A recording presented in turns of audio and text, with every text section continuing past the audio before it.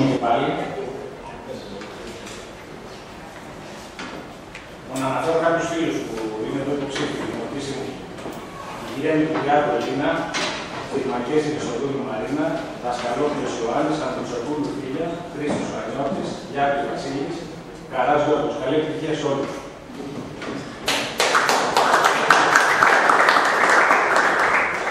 Έχω τη χαρά να είμαι και εγώ του μαθητήματος και είμαι συνειδητοποιητικός γιατί είμαι δωρεάς συμπατριώτες. Είναι ο κύριος Φωλιάδης. Ο κύριος Φωλιάδης, λοιπόν, συγγνώμη για την παράδοση, αρχηγός, γιατί ξέρετε είναι πολιτική ισχύ. Και βοηθήσαμε και στην ονοματοδοσία που είναι πάρα πολύ σημαντικό αυτό το πώς είναι πλέον. Ψηφίσατε θετικώς. Το γνωρίζουμε.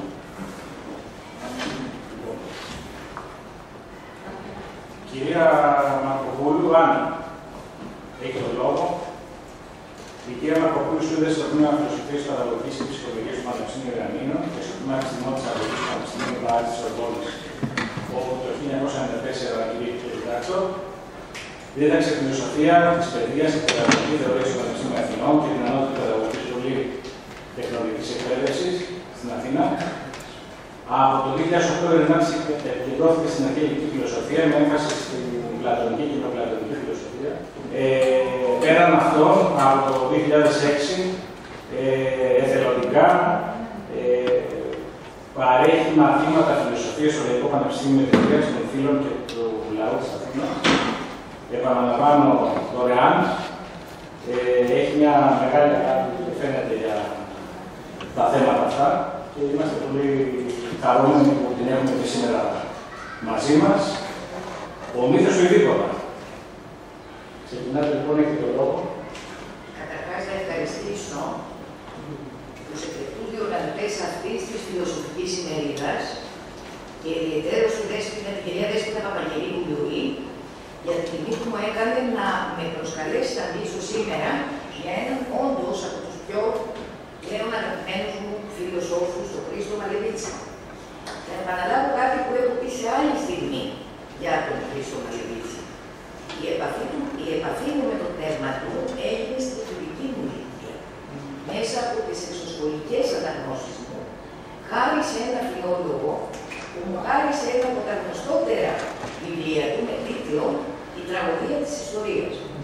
Εξ αρχής λοιπόν θαύμασα τον στοχασμό και τη φιλοσοφική του ευρύθεια και έκτοτε η μελέτη του έργου του μου προσέφερε εκείνες τις φιλοσοφικές απαντήσεις που γέμιζαν τότε τις φοιτητικές μου αμφιβολίες και ανησυχίες.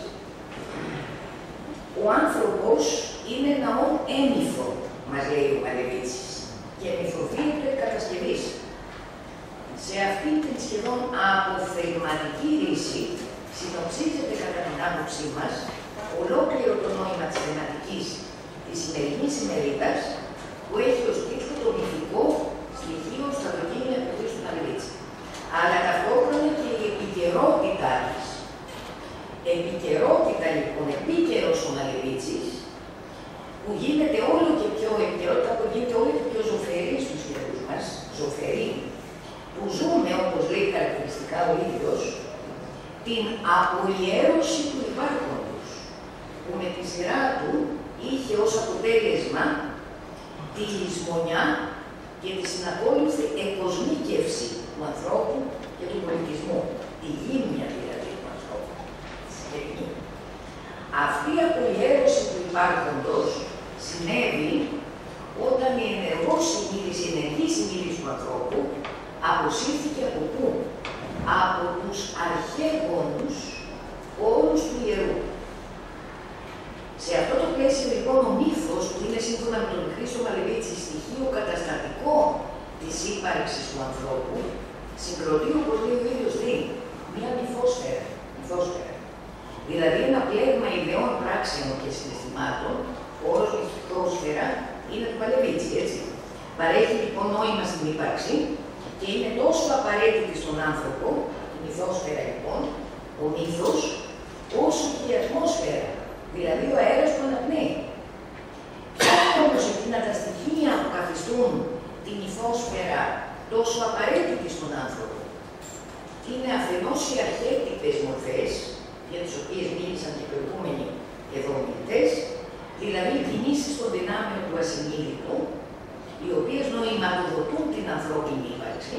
αλλά και αφετέρου, και αυτό είναι το σπουδαιότερο ίσως, μια καθορισμένη συναίσθηση που υπάρχει στον κόσμο, μια στάση ζωής, μια συγκινησιακή κατάσταση που προσδίδει οντολογικό βάθος στον άνθρωπο.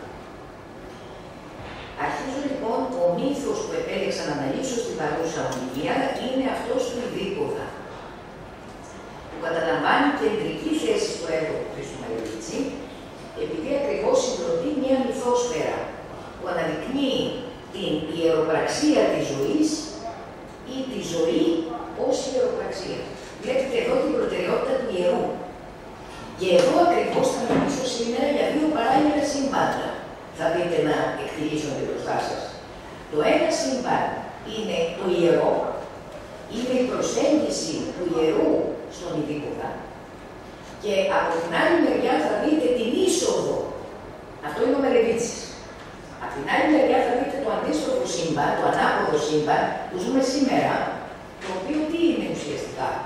Είναι η είσοδος του μύθου στην ιστορία. Η είσοδος του Ιδίπποδα λοιπόν στην ιστορία μέσω της αληθουργίας, της έννοιας της αληθουργίας που θα πούμε, του Γάλλου φιλοσόφου Μισελ Φουκό. Και οι δύο λοιπόν ασχολήθηκαν, Μαλεβίτσης και Φουκό, με το μύθο του Ιδίπποδα, αλλά υπό δύο αντιδιαμετρικά αντίθετες προοπτικές. Έτσι. Αυτό όμως βέβαια είναι κατά τη γνώμη μου και το επίκαιρο στοιχείο του Μαλεβίτση. Ο Μαλεβίτσης παραμένει πάντα επίκαιρος, έστω και ως αντίθεση προς το πνεύμα του ιερού. Έτσι. Βέβαια θα δούμε ότι και ο Φουκό μιλάει για τη λειτουργία, της αλήθειας. Θα τη δούμε αυτή σιγά σιγά. Δεν θα προσπαθήσω να είμαι όσο το δυνατόν πιο σύντομη για να μπορέσουμε για να μην παρευθύνει αφενός και αφετέρου να μπορέσουμε να βρούμε και την ουσία, τα ουσιαστικά στοιχεία των δύο αυτών φιλοσόφων που μας ενδιαφέρουν. Σύμφωνα λοιπόν με τον Μαλεβίτσι, ο μύθος του Ιδίπποδα είναι ιδιαίτερος και πολύ σημαντικός. Γιατί συγκροτεί, όπως είπα, μια μυθόσφαιρα που αναδεικνύει την ιεροπραξία της ζωής ή τη ζωή ως ιεροπραξία. Υπό αυτό το πρίσμα λοιπόν ολόκληρη η ζωή του Ιδίπποδα φωτίζεται όχι απ' έξω με τον τρόπο δηλαδή της επιστήμης που ψάχνει να βρει το μυστικό της στις βιολογικές της λειτουργίες, σε μια δραμική και εξελικτική προοπτική αναπτύξεως από το σπέρμα της έως το θάνατό της, αλλά από μέσα. Ούτω σημαίνει τι? Σημαίνει ότι η ζωή του Ιδίπποδα θα νερώνεται σαν ένα φως, λέει ο Μαλεβίτσης, που έρχεται από ψηλά, θα μπορούσα εγώ να συμπληρώσω από τον πλατωνικό κόσμο των ιδεών και ρίχνεται στον κόσμο. Είναι ένα φως που θα νερώνεται κατά στάδια και το πέρασμα από το ένα στάδιο στο άλλο πραγματοποιείται όχι γραμμικά, αλλά με ρήξεις. Στην αρχή καταστροφικές, όπως θα δούμε, και κατόπιν σωτήριες. Με άλλα λόγια, η ζωή του Ιδίπποδα υπάρχει ήδη, μας λέει ο Μαλεβίτσης, σαν φως πριν από τη βιολογική της σύλληψη. Σαν ένα φως που έρχεται από ψηλά, είναι το πρώτο στάδιο του προϊονισμού της, ο θεϊκός χρησμός, με τον οποίο λέει ο Σοφοκλής συνάπτει την προύπαρξη του Ιδίπποδα. Υπάρχει επίσης το τελευταίο στάδιο της ζωής του φωτός, εκείνο μετά τον αφανισμό της βιολογικής ζωής του Ιδίπποδα, η μεταθανάτια αγιοποίησή της. Σύμφωνα με τον Μαλεβίτση, τα στάδια φανέρωσης αυτής της ζωής του φωτός, Ιδίππους φως, έτσι, είναι 7. Μέσω αυτών των σταδίων, ο Σοφοκλής προέβη σύμφωνα πάντα με τον Μαλεβίτση στην αποκάλυψη ενός τρόπου του πνεύματος. Όμως για τον άνθρωπο δεν είναι εφικτή φυσικά η πραγματοποίηση όλων των σταδίων. Μόνο οι παραδειγματικές μορφές, μας λέει, οι Απόστολοι του όλου της ζωής μπορούν να διανύσουν και τα 7 στάδια της ζωής του φωτός και να φτάσουν, λέει, στην μεταθανάτια αγιοποίηση. Πρώτο στάδιο λοιπόν της φανέρωσης του φωτός είναι ο προϊονισμός της. Η εκόλαψη αυτού του φωτός μέσα σε μια πνευματική μήτρα που όμως παραμένει κρυφή. Γι' αυτό ακριβώς κρατήθηκε, λέει, στο σκοτάδι, όπως ξέρουμε, η καταγωγή του Ιδίπποδα, για να μην ευτελιστεί και να μην προδοθεί το θαύμα της φανερωσής της ως πνευματικού φωτός. Φανερώθηκε μόνο μέσα από τα σημεία του θεϊκού χρησμού, αυτό που θύμισε τον Ηράκλειο το βέβαια, ο οποίος μας λέει τι, μας λέει ότι ούτε λέγει, ούτε κρύπτει ο χρησμός, αλλά σημαίνει. Είναι εκείνος λοιπόν ο θεϊκός χρησμός, ούτε φανερώνει με τον λόγο, έτσι, ούτε αποκρύπτει, αλλά υποδηλώνει με σημάδια ότι η ζωή του Ιδίπποδα είναι μια ιεροπραξία. Η πρώτη, λέει ο Μαρεβίτσης, λοιπόν, πράξη αυτής της ιεροπραξίας ολοκληρώνεται με τη ρήψη του Ιδίπποδα στην κορυφή του Κιθεώνας, έτσι, του μαγικού βουνού, που σύμφωνα πάνω και με τον Μαρεβίτση συμβολίζει το ιερό κέντρο του κόσμου. Το σημείο από όπου περνάει ο άξονας του κόσμου. Είναι η στιγμή της γέννησης, και εδώ θυμάται ο Μαρεβίτσης τον πρώτο εαυτό του Σκυλιανού.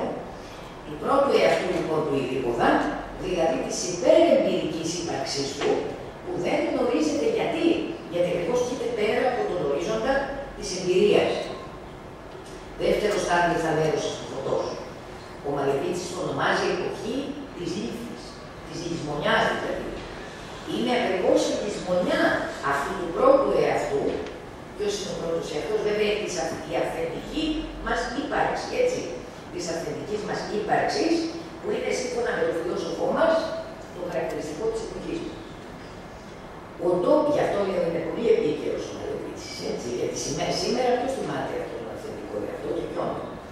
Ο τόπος αυτής της λησμονιάς είναι η Κόρινθος. Η πόλη που ο Ιδίππους θα περάσει όλη την παιδικότητά του. Αυτό το στάδιο ολοκληρώνεται, λέει, με το συγκλονισμό του Ιδίπποδα πάνω στην κρίση της εφηβείας του, όταν φίλος σε συμπόσιο, αυτά βέβαια όσοι έχετε διαβάσει, έχετε μελετήσει ή έχετε κάνει μια απλή ανάγνωση της τραγωδίας, θα το θυμάστε. Όταν φίλος σε συμπόσιο, του εξακοντίζει λοιπόν την είδηση ότι δεν είναι παιδί το παιδί. Τρίτο στάδιο, ο Μαρεβίτσης το ονομάζει εποχή της ανάμνησης.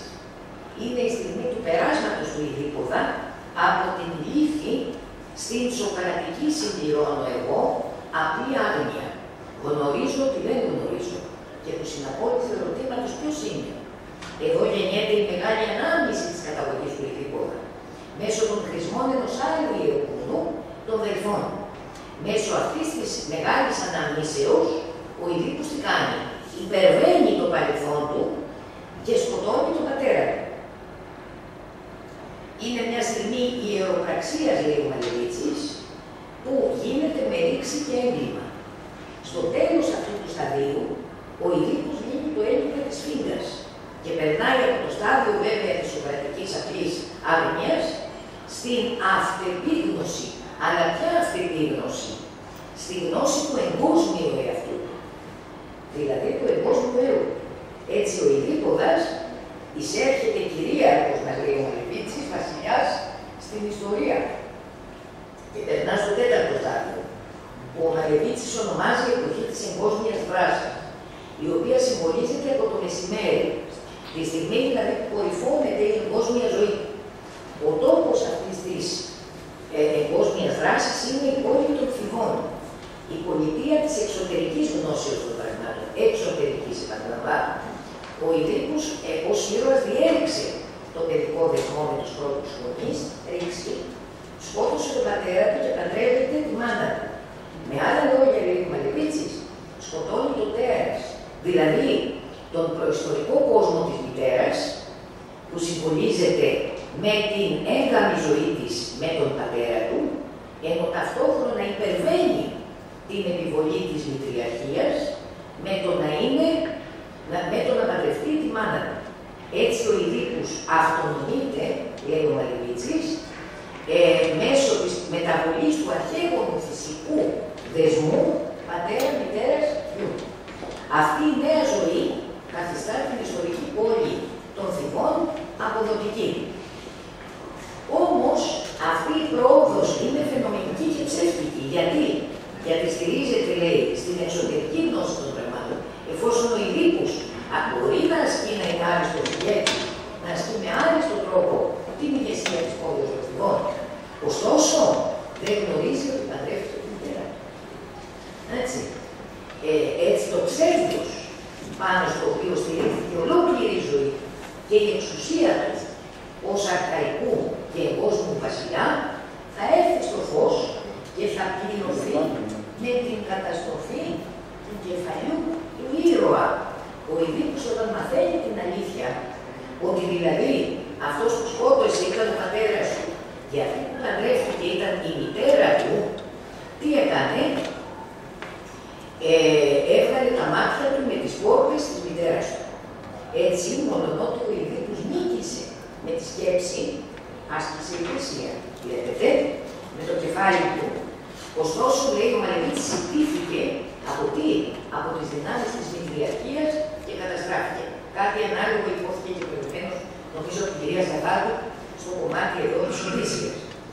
Ακολουθεί το πέμπτο στάδιο, που ο Μαλεβίτης ονομάζει εποχή της εξορίας. Γόνιμη εποχή. Είναι η στιγμή της εξόδου του Ιδίπποδος από την ιστορία. Δεν είναι ο Ιδίππος στην ιστορία. Κάτι που δεν θα δούμε στο Φουκό.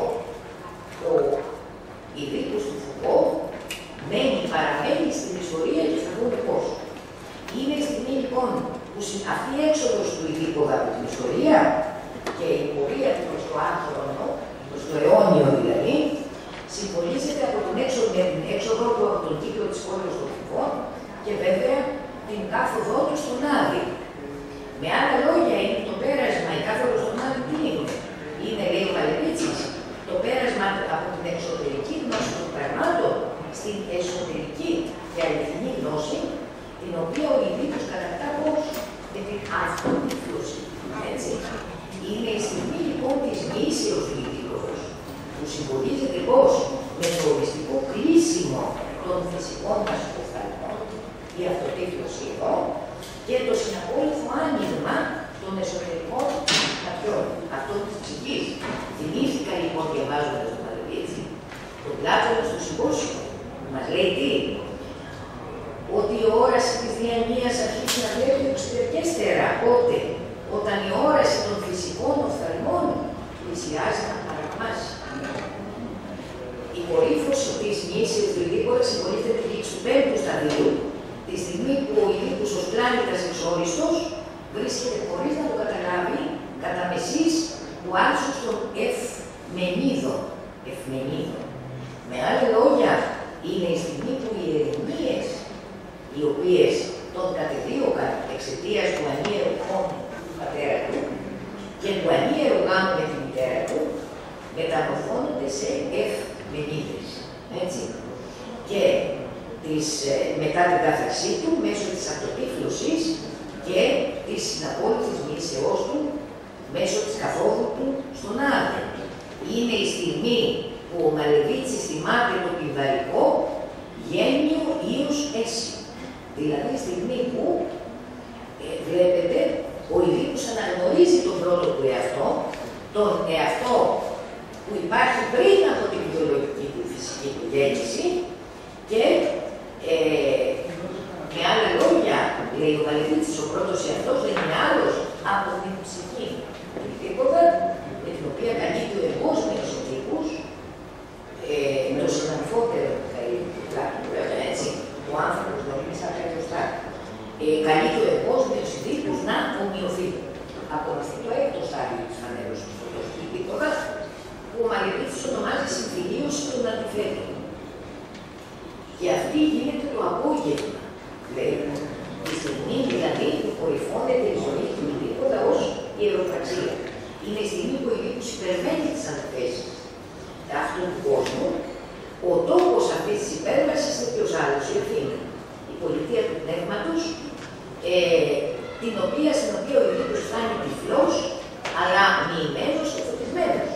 Τώρα, λέει ο Μαλεβίτσης, ο Ιδίππος μένει προς την αγιοποίηση από το άγος μίασμα που ήταν κατά την πρώτη περίοδο, μετατρέπεται σε άγιο κατά τη δεύτερη. Άλλωστε, όπως ξέρουμε, στην μυθολογία, το μίασμα, έτσι, το άγος είναι η προϋπόθεση για την υπέρβαση ακριβώς και το φωτισμό του είτε του ανθρώπου ως ατομικότητα είτε ως συλλογικό Πώς όμως θα υπερβαθούν αυτές οι αντιθέσεις και ο εγκόσμιος παραγμός? Ο Μαλεβίτσης θυμάται τον πλατωνικό Φέδωνα, που είναι η ρίση του, Πλάτωνος, μουσική, ποιή και εργάζου. Προτροπή που ερμηνεύει ο Μαλεβίτσης ως ποιητικό ή μουσικό συνεπαρμό, μέσω του οποίου φωτίζεται η ύπαρξη. Όπως αναφέρει χαρακτηριστικά, αυτό που το όνειρο προτρέπει να κάνει ο Σωκράτης είναι προτροπή και για κάθε άνθρωπο. Να ποιεί μουσική, να ζει ποιητικά, αλλά συμπληρώνει και εργάζουν. Εργάζουν λοιπόν διότι το πνεύμα απεργάζεται τη διάσωση του ανθρώπου. Βλέπετε ουσιαστικά πως εδώ ο Μαλεβίτσης βοηθώνει την ιεροπραξία αυτή στη μουσική.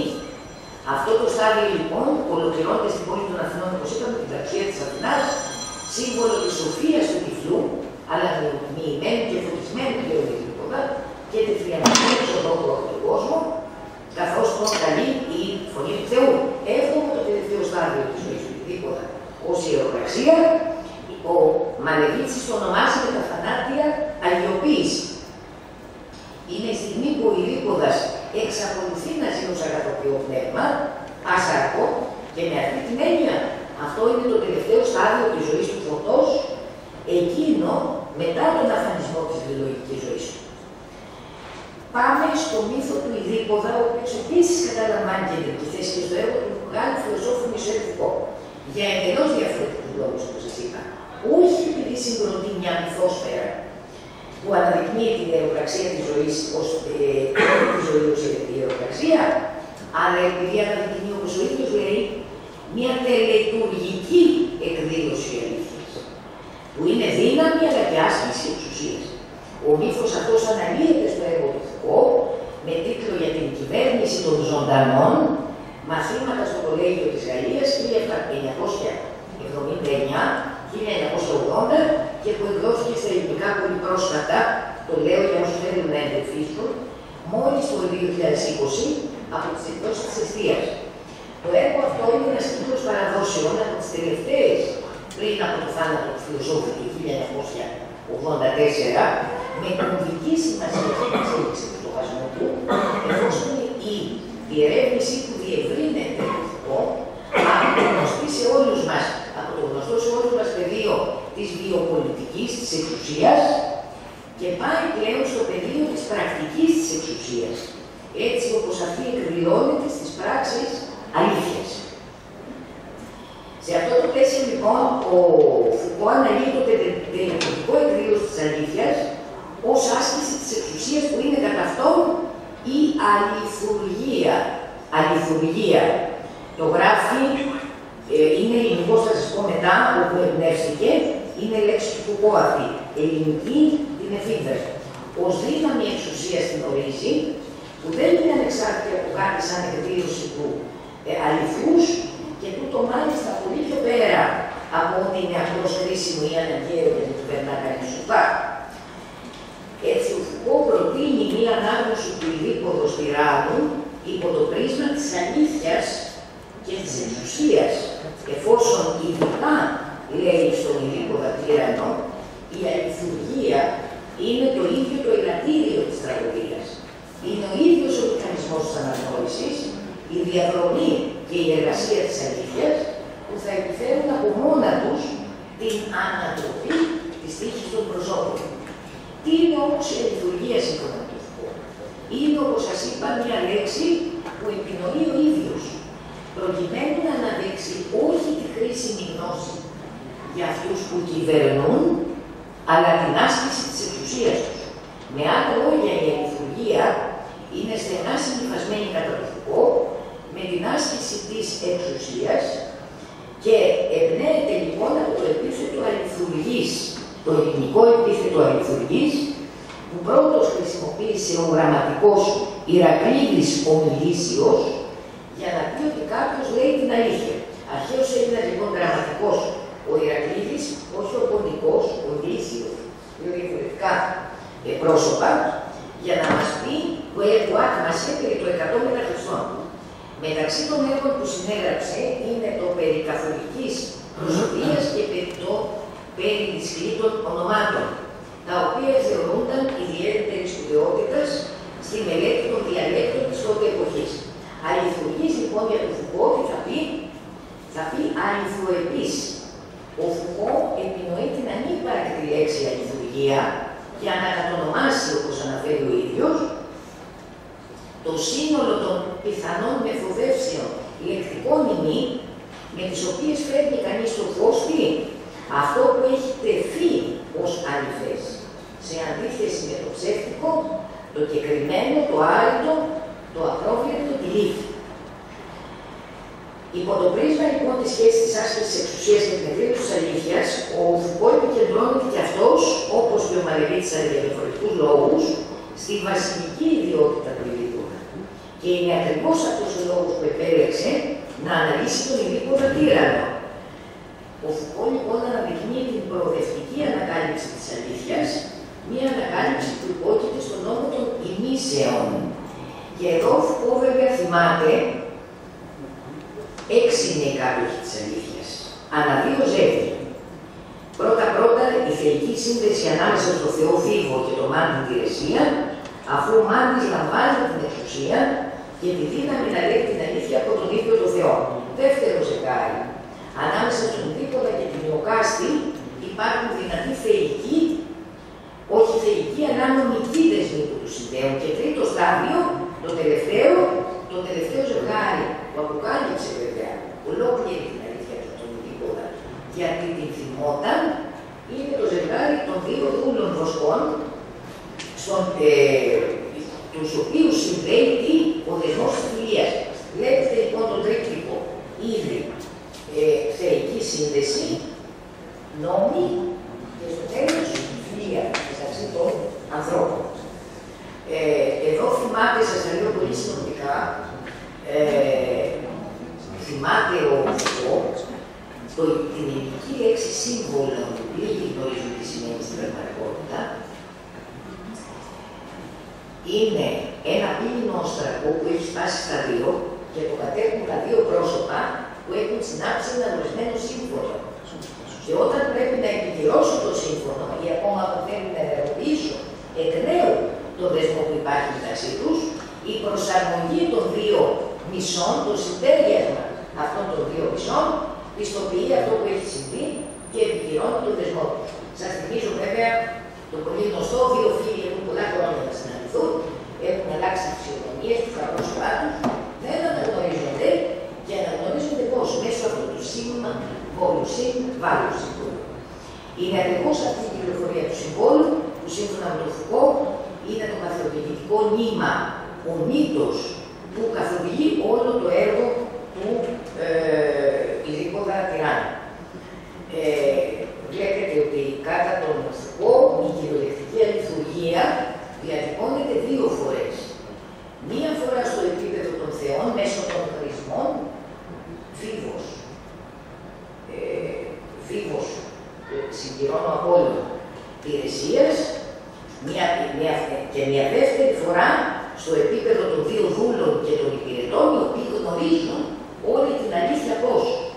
Θυμούνται ότι κάποια στιγμή ο ένας βοσκός από αυτούς διέσωσε τον Ιδίπποδα, αρνήθηκε να υποκαθεί στις επιταγές του λαΐου και βέβαια διέσωσε τον Ιδίπποδα, από τον οποίο ξέρετε μετά είναι γνωστή ιστορία. Θα λέγαμε λοιπόν ότι ο Χρήστος Μαλεβίτης και ο Μισελ Φουκώ ακολουθούν 2 παράλληλες πορείες, είναι 2 παράλληλα σύμπαντα στην ανάλυση του μύθου του Ιδίπποδα. Γιατί ο Χρήστος Μαλεβίτης αναδεικνύει πρωτίστως την αρχιετυπική διάσταση του Ιδίπποδα και με αυτή την έννοια, όπως σας είπα, εντάσσει ολόκληρη τη ζωή του σε μια μυθόσφαιρα που λειτουργεί με βάση την ιεροπραξία. Και αυτό που είναι πολύ σημαντικό είναι ότι ο χρόνος του μύθου του Ιδίπποδα είναι κυκλικός. Ο Ιδίππος καλείται να υπερβεί τον χρόνο. Με άλλα λόγια, να υπερβεί τον εμπειρικό του εαυτό, όπως σας είπα, και μέσω της αναμνήσεως να επιστρέψει στον πρώτο αυθεντικό του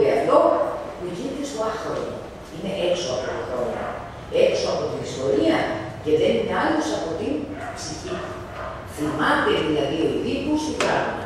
Θυμάται την ψυχή, τον αληθινό του εαυτό που είναι η ψυχή.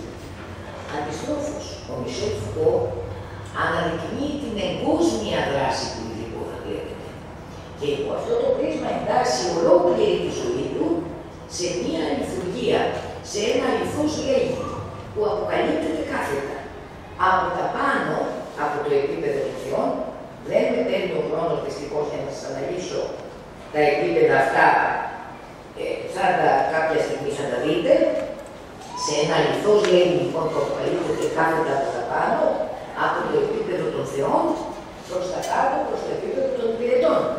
Η αληθουργία που είναι σύμφωνα με το Φουκώ, μια τελετουργική εκδήλωση αλήθειας, βλέπετε πως το ιερό, και αυτό είναι πολύ επίκαιρο τώρα που σκέφτομαι, πως το ιερό εκπίπτει σε μια στεγνή τελετουργία.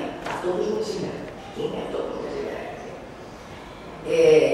Βλέπετε ότι άμεσα συνυφασμένη με την άσκηση της εξουσίας, ξεδιπλώνεται με σκηνικό υπόβαθρο τον τρόμο της ιστορίας. Ο Φουκώ μιλάει μέσα στον τρόμο της ιστορίας, διπλός τρόμος, τρόμος των δούλων που ομολογούν την αλήθεια κάτω από τις απειλές του Ειδίκονα, που ασκεί την τυραννική του εξουσία. Μην ξεχνάτε ότι ο Ειδίκος στην τραγωδία απειλεί τον βοσκό ότι αν δεν του πει την αλήθεια θα του αφαιρέσει και τη ζωή ακόμα, έτσι. Αλλά και τρόμος του Ειδίκοδα μπροστά στην αποκάλυψη ολόκληρης της αλήθειας της ζωής του από τους υπηρέτες, από τους βοσκούς. Έτσι οι βοσκοί ανακαλούν στη μνήμη τους τα γεγονότα που συνέβησαν τη στιγμή της γέννησης του Ειδίκοδα και με αυτόν τον τρόπο μας λέει ο Φουκώ ομολογούν. Εδώ κάνει μια ενδιαφέρουσα αντίστοιξη μεταξύ του λόγου του Θεού που εκφράζεται με το ρήμα φήμη, το αρχαίο ελληνικό ρήμα φήμη, και πρέπει να σας πω ότι ο Φουκώ εγνώριζε άπτεστα και να διαβάζει αρχαία ελληνικά, και αυτά πάρα πολύ σημαντικό, γιατί στο έργο του μας παραδίδει πάρα πολλά πράγματα, ειδικά για τους στοικούς φιλοσόφους. Έχει δουλέψει τον Επίκτητο, έχει δουλέψει την περίφημη επιμέλεια εαυτού, για την οποία μας μιλάει ο Πλάτωνος στον Αλκιβιάδη, τέλος πάντων. Τώρα, λοιπόν, οι δούλοι λοιπόν ανακαλούν στη μνήμη τους τα γεγονότα που συνέβησαν τη στιγμή της γέννησης του Ειδίκονα και με αυτόν τον τρόπο ομολογούν, δεν λέγουν όπως οι θεοί, που ομολογούν στον Ειδίκονα τύραννο την αλήθεια για τη φυσική, την εγκόσμια καταγωγή. Αυτή η αλήθεια είναι στην ουσία της ιστορική και εξωτερική, εφόσον αποκαλύπτεται στον Ειδίκονα μέσω της ανάμνησης των δούλων. Αντίστροφα, στο Μαλεβίτσι η αλήθεια του Ειδίκονα είναι εσωτερική, επιστρεπτική και άχρονη. Βλέπετε, επιστρεπτική γιατί ο Ειδίκος στο τέλος θυμάται ποιος είναι. Θυμάται ότι είναι η ψυχή, δηλαδή. Θυμάται ότι είναι η ψυχή. Εδώ ίδιος ο Ειδίκος θυμάται όχι την εγκόσμια, αλλά τη θεία καταγωγή, τον πρώτο εαυτό του. Είναι μια αλήθεια εσωτερική, στην οποία επιστρέφει ο Ειδίκος για να ζήσει ως ψυχή πλέον. Η πρόσθεση είναι δική μου τελευταία, στον αιώνιο πλατωνικό κόσμο των ιδιών. Ευχαριστώ για την υπομονή.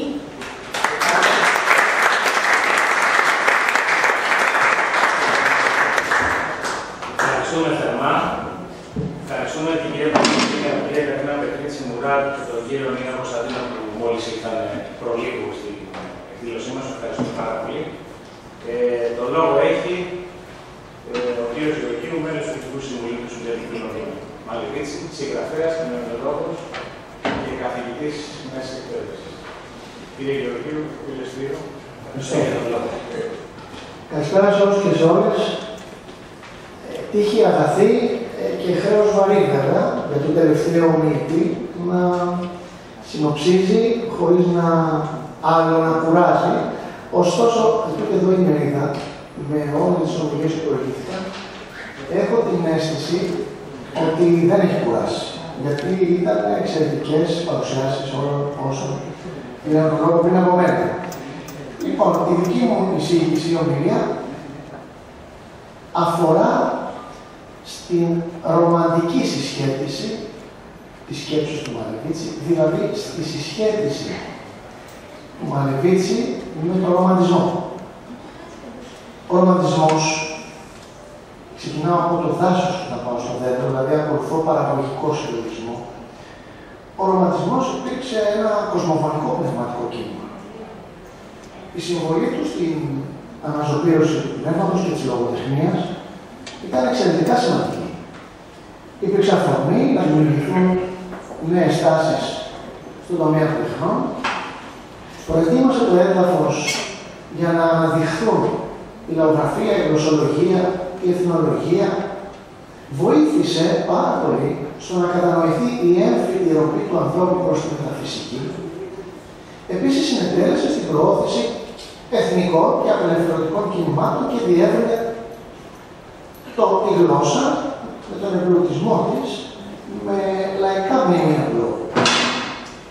Έχει υποθεί από τον Λατζόρι ότι όταν χρησιμοποιούμε τη λέξη ρομαντισμό θα πρέπει να τη χρησιμοποιούμε σε επιθυμητικό αριθμό. Και αυτό επικυρώνει το γεγονός ότι τελικά οι ιδέες του ρομαντισμού ανιχνεύονται σε ποικίλα περιβάλλοντα. Προσοχή! Η ποικιλία και η πολυίδια του ρομαντισμού δεν καταργεί την ενότητά του ως κοσμοαντίληψη.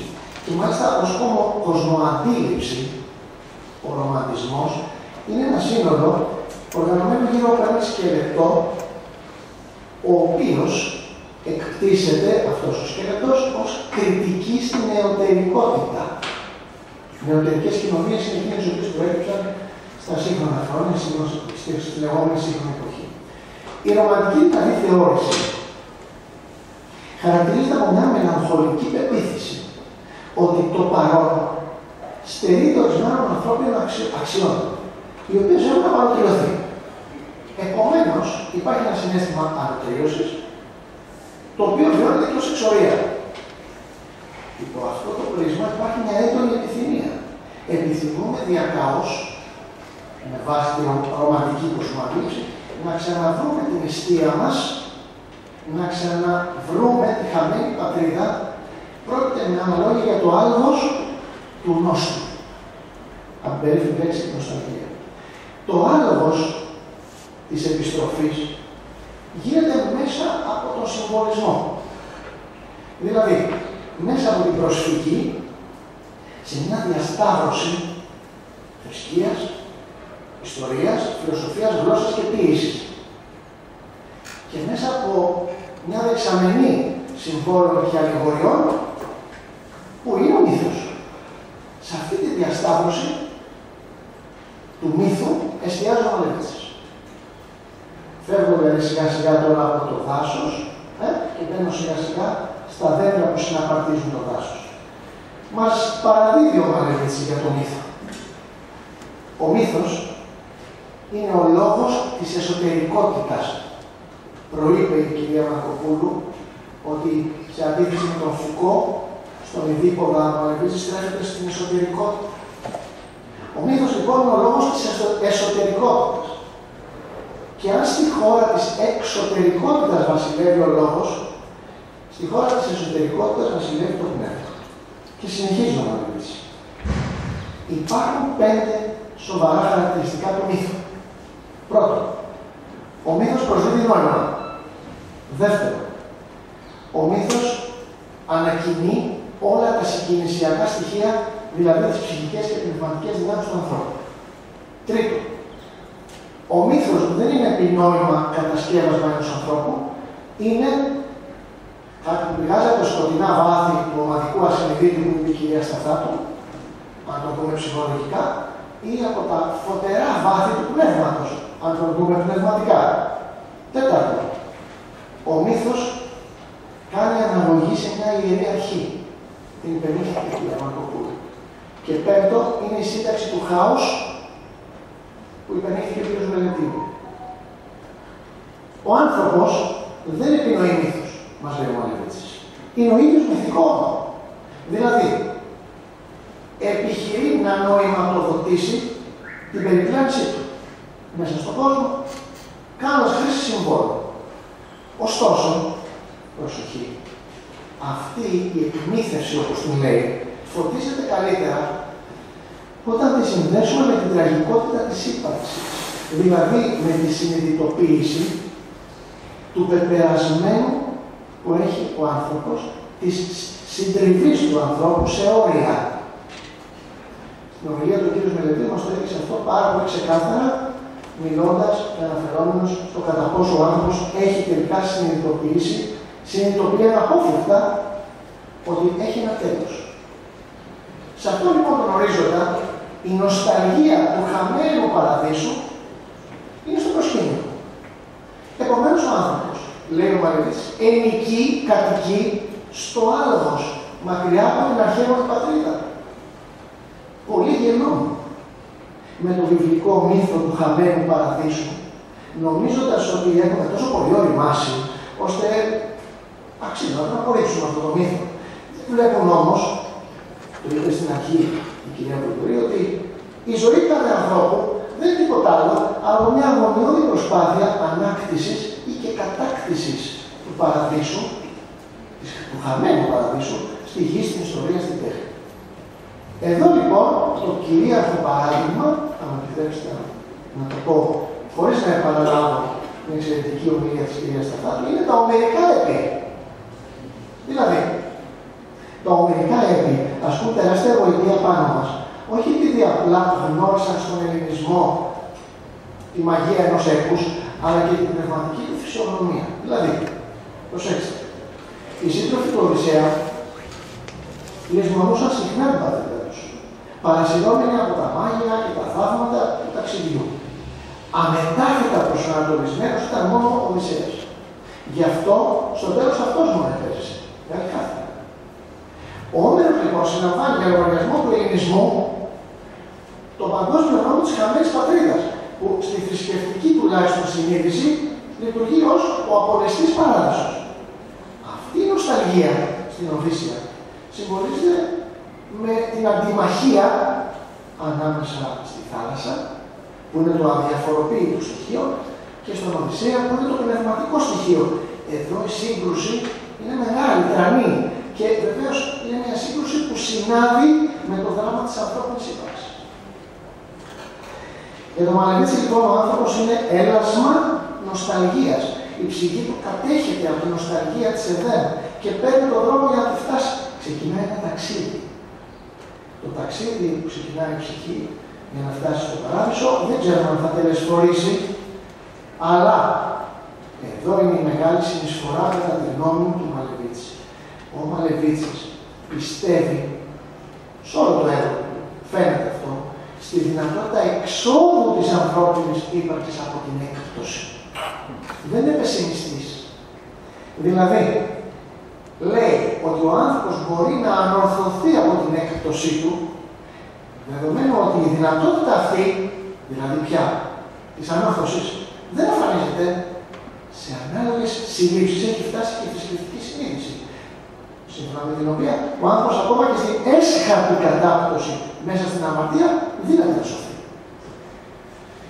Στον στοχασμό και τη γραφή του Μαλεβίτση εγγράφεται λοιπόν μια πεποίθηση που δεν αρνείται το ρομαντισμό, σύμφωνα με τον οποίο, όπως προείπα, ανθρώπινες αξίες έχουν απαλωτριωθεί, αλλά δεν εκπνέει η προσέγγιση του Μαλεβίτση σε μια ρομαντική μόνο εκδοχή, προβάλλει μέσα από την αισιοδοξία της ανόρθωσης και ένα περσοναλιστικό, ας μου επιτραπεί όρος, μια περσοναλιστική οπτική δίνει βάρος στο πρόσωπο, που είναι κεντρική λέξη, όπου το πρόσωπο, η όψη, ο πώς, προς, στρέφεται ο άνθρωπος προς κάτι που θα τον ανορθώσει, θα του δώσει το έγνωσμα να μην εκπέσει οριστικά και μετάφυτα, καταφάσκοντας έτσι και στη λήπτωσή του. Θα ήθελα να αρχίσω αλλιώς, αλλά επειδή σας είπα ότι έχω χρέος βαρύ να κάνω σύνθεση ανακεφαλαίωση χωρίς να κουράζω, θα μου επιτρέψετε να κάνω μια δίκη κατακλείδας, μια παρέκφαση, η οποία είναι η εξής. Ο Χρήστος Μαλεβίτσης, με όλο το έργο του και την περί του μυθικού ασχολία, μας βάζει σε δύο επίπεδα σκέψης. Σε ένα αμιγώς φιλοσοφικό θρησκευτικό και σε ένα ιστορικό. Στο μεν φιλοσοφικό θρησκευτικό μας λέει την άχρονη πνευματικότητα. Στο δε ιστορικό, για μας ιδιαιτέρως, που είμαστε εδώ σε μια πολύ μικρή γωνιά του πλανήτη για τους Έλληνες, στο ιστορικό λοιπόν κομμάτι, τα πράγματα είναι επίσης σημαντικά και σπουδαία, όπως και στο άχρονο και στη σύγχρονη εκδοχή. Διότι το άλογος των Νεοελλήνων, αν μπορώ να το θέσω κάπως έτσι ως χαρακτήρα, όχι μόνο των Ελλήνων ή των ανθρώπων, αλλά και το άλογος των Νεοελλήνων, πρέπει να είναι η επιστροφή σε μια κατάσταση διάσωσης της ιδιοπροσωπίας μας. Ναι, θέλουμε τη μη έκπτωση ως όντα. Θέλουμε τη διάσωση από την έκπτωση οντολογικά, θέλουμε όμως και τη διαφύλαξή μας ως Νεοέλληνες και ως ιδιοπροσωπία στο διάβα του χρόνου. Αυτά από μένα. Σας ευχαριστώ πάρα πολύ για την υπομονή σας.